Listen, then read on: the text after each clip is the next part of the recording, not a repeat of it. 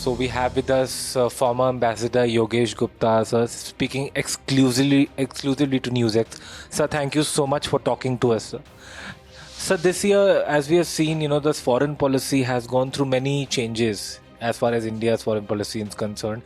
Recently, like this year, Prime Minister Narendra Modi held talks with Russian President Vladimir Putin as well as Ukrainian President Volodymyr Zelensky to end the Russia-Ukraine war. So, do you think that this is a time when a solution has to be found when a solution has to be found from a non-Western world perspective, because to global problems, because we see that Western world approach is neither proving fruitful and it is also detrimental to the interest of the global South. So how do you think about that, sir? Well, I think, we have to be realist, and we have to reckon with the world, the way the world is evolving. We will have certain situations where the role of the West is still very important, because all said and done, the West and the United States in particular is dominating the international relations, international trade, finance, commerce, and so on. So, as far as resolving the Ukraine crisis or Ukraine conflict is concerned, again, the West is playing a very important role, because they are the ones who provided all the political, economic, and military support to Ukraine. And without the cooperation of the West, it will be very difficult to find a solution to that problem. So I don't think we can sort of delineate these issues in terms of black and white. We will have to consider each issue on the basis of its own importance or its own attributes. And so we have to, we can't sort of be confined to this non-Western framework or, Western framework. We have to see how a particular trouble spot fits in with the global situation. So how do you see that in a near future this Russian-Ukraine war is expected to stop? Well, I think both sides are certainly interested to find a solution, but then the question is, solution along what lines? The Russian position is still quite similar to what it was in the beginning of the conflict, which is that they want to control or own certain areas. They want a change of regime in Ukraine. They want Ukraine to not join NATO, and they would like Ukraine to be some sort of a neutral country and so on. Now, some of these things are not acceptable to Ukraine and also its backers in Europe and United States. We must remember that the Ukraine issue is also tied to certain bigger issues, which are like the rivalry between the United States and Russia. And also it is indirect impact on Chinese aggressiveness or hostility, or Chinese rivalry with the United States, and how they view the issue of incorporation of Taiwan. So, though President Trump wants to find a solution to the Ukraine problem,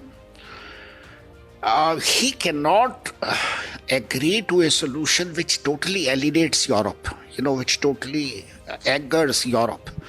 Because Europe is a very close ally, has been a close ally of the United States. And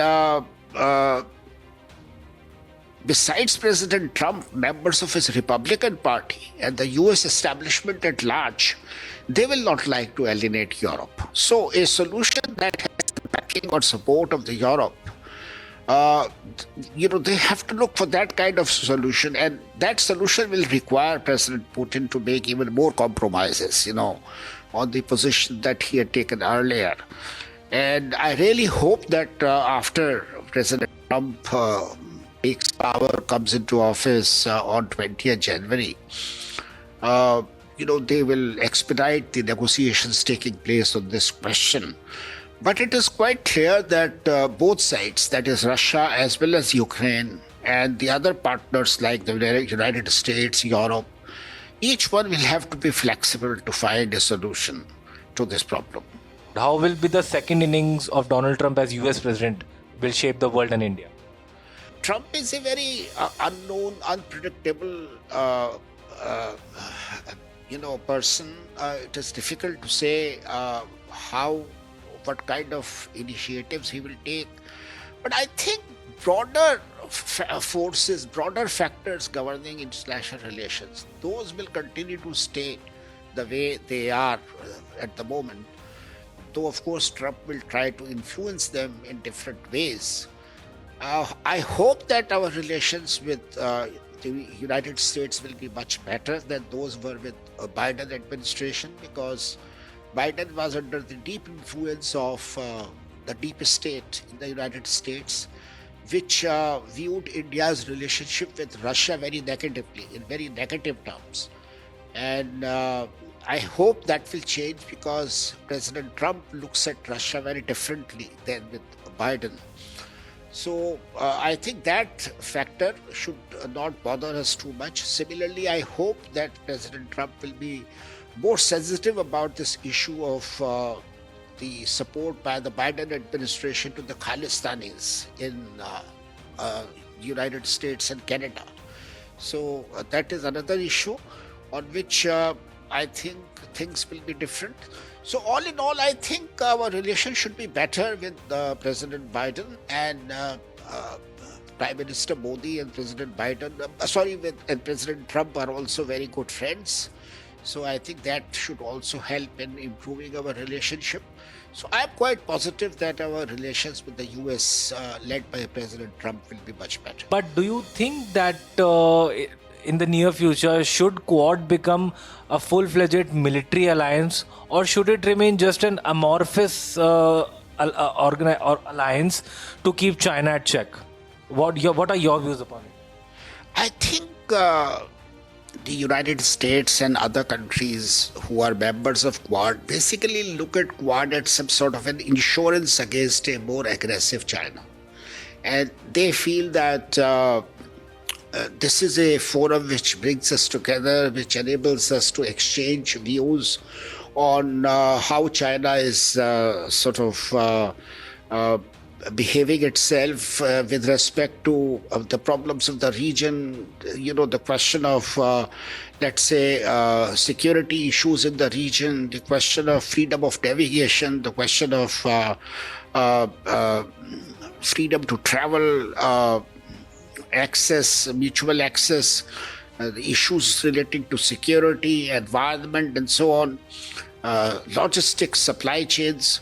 So, if a lot will depend on how China conducts its policies on these issues. If China becomes much more aggressive, if China decides to, let us say, intervene militarily in any country of the region, or in any tries to seek a military solution to problems, then I think Quad will definitely acquire a more security orientation. China is the biggest enemy of India, and if India needs to compete with China, it needs to match China militarily as well as economically in the times to come. Well, I think, China is a major country, a major neighbor to us, and we have a huge border with China. And but at the same time, China has always considered India as some sort of an adversary for a very, very long time, and that is how its relationship with Pakistan has progressed, and its support to Pakistan's nuclear program, and its support to arming Pakistan with different weapon systems, economic supporting Pakistan's economy. But at the same time, China's main adversary is the United States. China wants to become the global, number one power globally, and therefore China's main adversary is the United States, and its focus is now more on sort of regaining Taiwan and other territories. So I think China will continue to keep that focus. China will continue to keep that as a priority. See, we have to maintain a decent relationship with China as far as possible, because India is in a stage of economic development where we can't afford to be involved in a big war or in a large scale war, and we are trying to, because the gap between India and China has become quite vast, economically, militarily, technologically. So we need at least 2 decades of uninterrupted economic, military, and technological progress. We need peace on our borders, and we need to stay out of wars and conflicts as much as possible. Recently, this year only, I mean, Prime Minister Modi traveled to Qatar and UAE. So, do you think that due to the presence of large Indian diaspora in these two friendly Middle East countries, do you think that the relations between India and these two middle countries will always be very robust and good in the times to come? It's not only diaspora, if you look historically, right from the earliest times, 5th century, 6th century onwards, India had very close links with countries in the Gulf. Similarly, India has very close links with countries in Southeast Asia. Our naval boats, our vessels used to trade actively with these countries, both on our western side as well as eastern side. These countries are rich, oil-rich countries. These countries offer a lot of opportunities for economic cooperation, new investments, new manufacturing, new trade relationships, new trade agreements. We have large diasporas in these countries which send huge remittances to India. India is one of the biggest in terms of receiving remittances from its workers. Our people, our diaspora, our community helps us in so many other ways, in establishing close relationships with the countries in the region. So we have this web of relationship with these countries, and Prime Minister Modi has rightly given a lot of emphasis to strengthening our relationship with these countries. Last question to you is, as you know, that Middle East is is embroiled in a conflict. Israel has a conflict with Iran and its proxies like Houthis, Hamas, and recently what has happened is that Bashar al-Assad has been ousted from Syria, and now the new caretaker Prime Minister Mohammed al-Bashir is overseeing the political transition in Syria. So India's approach has been a very balanced approach in the Middle East. It is also do not completely goes against Israel, and it is also when I say against Israel, I mean that it also it also caters to the Iran faction as well as to the Israel faction equally. So, how do you think, as far as the Middle East is concerned, what is the result of this Indian approach to Middle East? Because it equally considers Israel. It considers Israel equally as Israel as friendly, and as well as the other Middle East countries which are the Muslim countries. So how do you see that, sir? You see, what has happened is that with the growing of with the shifting of the economic power from the west to the east, because of globalization, because of shifting of supply chains and so on, these countries joining globalization, The countries in the East have become important. Now, because of rivalries between the United States and China and Russia and so on, countries of the region, countries like Turkey, countries like Israel, countries like Saudi Arabia, they are also Iran, they are also sort of flexing their muscles, and they want to expand their area of influence. So thank you so much for talking to Newsx.